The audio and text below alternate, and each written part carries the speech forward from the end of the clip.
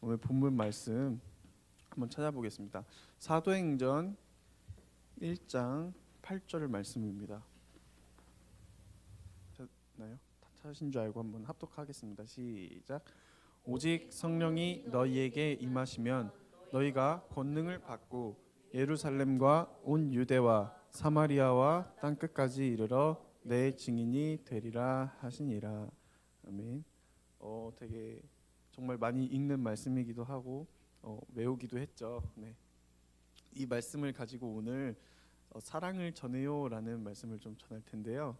그 전에 조금 이제 이 말씀을 드리기 전에 조금 옛 시대로 넘어가서 이제 기독교가 한국에 퍼지기 시작한 시점이 언제인지 아세요? 아, 네. 지금 약 140년 전에 1884년 고종 황제로부터 이제 선교를 허락을 받은 이후에 그때 이제 기독교가 한국에 알려졌다고 돼 있습니다. 네. 그래서 우리는 한국 기독교가 부흥되기까지 많은 선조들이 목숨을 걸고 지켜낸 귀중한 신앙이자 하나님이 축복해 주신 땅인데요. 네, 지금은 하나님이 특별히 만들어 주신 부흥의 시대를 지나서 이제 일반적이고 노멀한 크리스천의 시대를 겪고 있습니다. 노명수 목사님 말씀 많이 하셨을 거예요. 부흥의 시대 전에는 하나님을 믿는다라는 그 사실 하나로 되게 모진 박해와 고난을 당했습니다. 고문도 당했고, 그래서 골방에 숨어서 이제 숨죽여가지고 성경을 읽기도 하고 조용히 찬양을 부르고 이제 걸리면 이제 그때 고문 당하고 처벌받는 것이 만연했던 이 조선 땅이 지금은 하나님의 사랑을 마음껏 누리며 살고 있지 않은가요? 네. 정말 편하게 앉아서 이제 누구나 여긴 교회다라고 인정하는 그 자리에서 목 놓고 찬양할 수 있고, 뛰면서 찬양할 수도 있고, 춤출 수도 있고, 원하면 기도도 와서 할 수 있고, 그리고 심지어 교회에서 잘 수도 있고, 그리고 먹을 것도 풍부한 이런 교회. 네, 저희는 이런 감사한 시대에서 살고 있습니다. 그렇다면은 우리는 이러한 삶을 우리만 누리는 것이 아니라 더 많은 사람들에게 전해야 한다고 생각을 하는데요. 그래서 오늘 이 본문 말씀인 기독교 최고 가치인 사랑을 통해 세상 끝까지 전하라는 사명을 받은 이것에 대해서 한번 말씀을 드리겠습니다. 네. 아까 말씀 이제 본문을 다시 한번 대대 주겠습니다. 하겠습니다. 네. 오직 성령이 너희에게 임하시면 너희가 권능을 받고 예루살렘과 온 유대와 사마리아와 땅 끝까지 이르러 내 증인이 되리라 하시니라. 아멘. 성경에서도 나와 있듯이 성경에서 저희가 먼저 증인이 되라고 말씀하십니다. 우리는 그리스도인으로서 하나님이 주신 사명을 완수해야 하는 것입니다. 그래서 이러한 사명을 완수하기 위해서 해야 할 것들이 있습니다. 첫 번째는 성령을 받는 것입니다. 첫 번째, 성령을 받읍시다. 네, 좌우지간 성령 받읍시다 하면서 인사해 볼까요? 네, 성령 받읍시다. 네, 네, 성령 받읍시다. 네, 네, 성령 받읍시다. 성령 받읍시다. 네, 네, 성령을 받읍시다. 네. 이미 저희는 사랑산 청년 모두가 성령을 받아서 하나님의 마음을 충분히 누리는 사람인 줄 믿습니다. 네. 요한복음 14장 26절 한번 읽어드릴게요. 보혜사 곧 아버지께서 내 이름으로 보내실 성령 그가 너희에게 모든 것을 가르치고 내가 너희에게 말한 모든 것을 생각나게 하리라. 예수님이 부활하시고 하늘 위로 올라가면서 이제 성령을 우리에게 주었습니다. 왜냐하면 예수님이 항상 저희 곁에 있지는 않을 거니까요. 그래서 우리의 언어로는 표현 못할 하나님의 마음을 성령의 감동을 통해서 알려주시는 겁니다. 네. 그렇게 우리는 성령을 통하여 하나님의 마음을 누릴 수 있습니다. 우리는 예수님을 믿는다면 성령을 이미 받았습니다. 그것을 믿기만 하면 됩니다. 아멘. 맞습니까? 네, 맞습니다. 네, 그 전쟁터에 군인을 예로 한번 들어보려고 해요. 이제 전쟁터에 군인이 나와서 적과 대치를 하고 있습니다. 군인은 항상 차고 있는 게 뭘까요? 네, 총이랑 또 뭐가 있을까요? 명패요? 이름표? 이름표? 뭐 투구? 전투모도 쓰고 있고 그리고 네, 방탄조끼도 쓰고 있고. 네, 근데 그 중에서 가장 중요한 거는 아까 말했듯이 총이죠.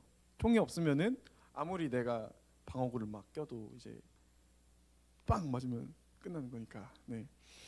이제 그 대치하고 있는 상황에 그 군인은 총은 있지만 총알이 없는 줄 알고 있어요.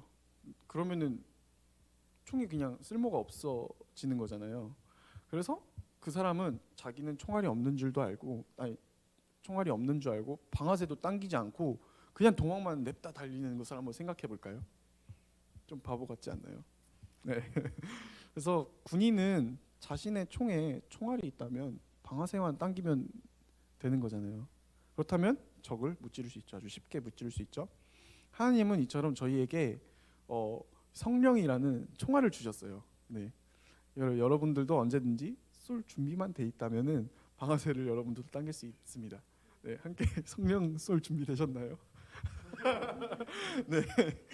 네, 두 번째로는 두려워하지 않기입니다.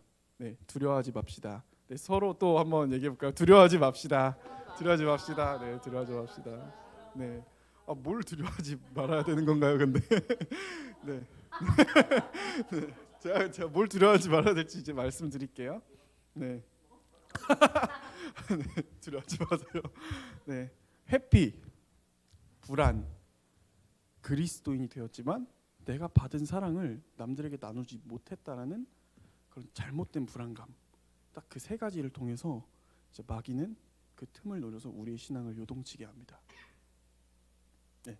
이 불안, 회피 그리고 내가 남들에게 하나님의 사랑을 전하지 못한다라는 그 불안감이 하나님의 사명을 이루는 것을 방해하는 요소라고 말씀드리겠습니다.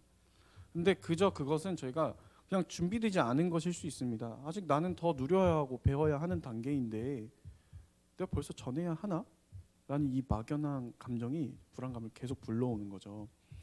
당연히 아무리 오래 교회를 다니고 아무리 오래 신앙생활을 해도 내가 누군가한테 하나님을 전할 때 무엇을 전해야 할지 모른다면 배워야 하는 것이 당연한 거잖아요.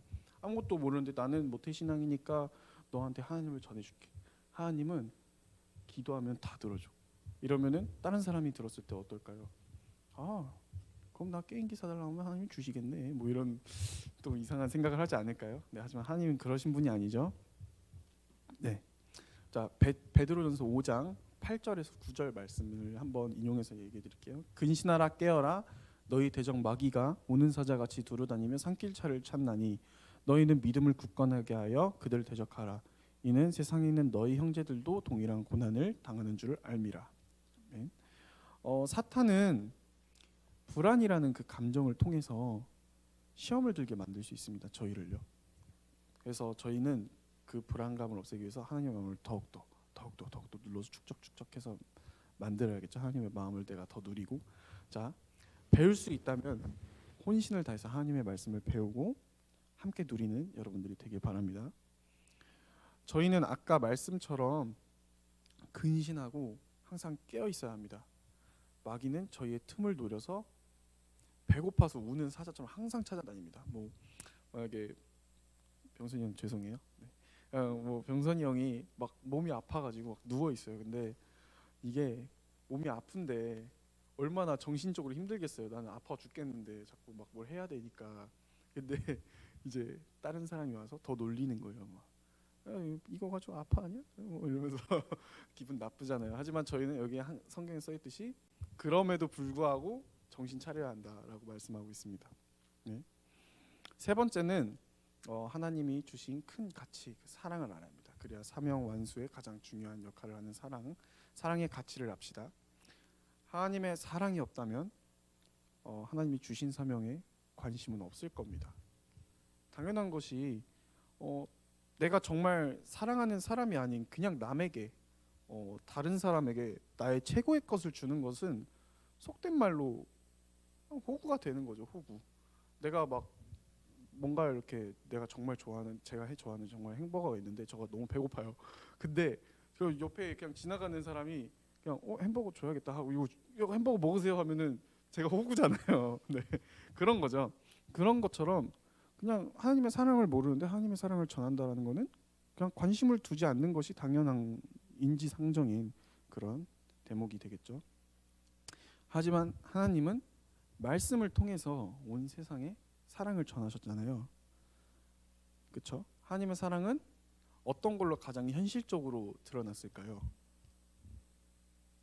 오늘 성만찬을 하면서 예수님의 피와 살, 그 십자가 사건을 통해서 저희는 하나님의 사랑이 가장 직접적으로 현실적으로 드러났죠. 네. 예수님은 십자가에 못 박히시면서 죽기 직전에 어떤 말씀을 하고 숨을 거두셨을까요? 마지막에 딱 5글자 말씀하셨습니다. 한국어로 말씀은 안 하셨는데 한국어로 5글자예요. 정답입니다. 오, 선물로 박수 한번 쳐드리겠습니다. 네, 네. 하나님은 예수님을 보내신 이유가 바로 이 글자에 5글자 있습니다. 다 이루었다. 십자가에 못 박히시면서 드디어 예수님의 인간적인 사역은 끝을 맺게 됩니다. 이후로는 그리스도 성령의 사역이 이어가게 되는 것입니다.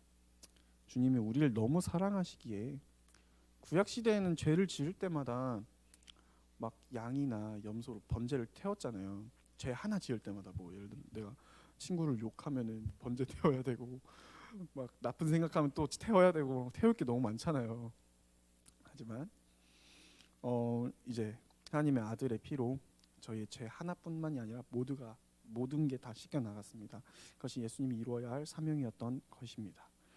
이 십자가가 의미하는 바는 그러므로 정말 특별한 의미 아니겠어요? 오늘 또 이렇게 성만찬을 하면서 또 이게 오늘 말씀이랑 이어져가지고 좀 신기했는데 어쨌든 주님이 이 모든 것을 내어서 우리를 사랑하신다. 그리고 우리가 그 사랑을 거저받았고 그 큰 가치, 그 사랑을 통해서 세상에 하나님을 증거할 수 있는 증인이 될 수 있는 것입니다. 네. 그리고